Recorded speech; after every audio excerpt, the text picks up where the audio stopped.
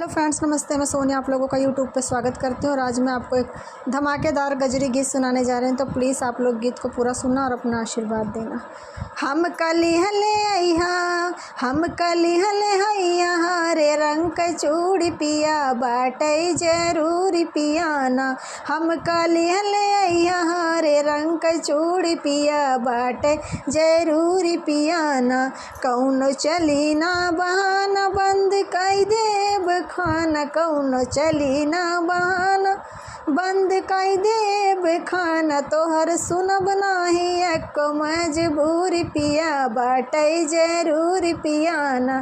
तोहर सुनब नाही एको मजबूरी पिया बाटे जरूरी पियाना। हम कले ले अइहा, हरे रंग क चूड़ी पिया बाटई जरूरी पियाना। अगर चूड़ी ना ले अइबा घरवा के पछतइबा, अगर चूड़ी ना ले अइबा घरवा के पछतइबा। हम तू से बनाई ले दूरी पिया बाटई जरूरी पियाना।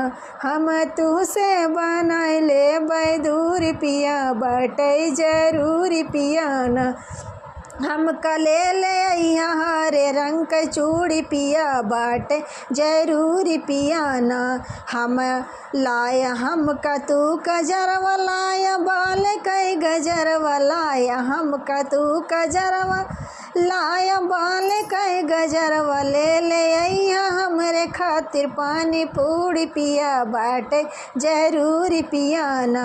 ले अइहा हमरे खातिर पानी पूरी पिया बाटे जरूरी पियाना। हम कले ले अइहा, हरे रंग क चूड़ी पिया बाटे जरूरी पियाना। हम कले ले अइहा, हरे रंग क चूड़ी पिया बाटे जरूरी पियाना।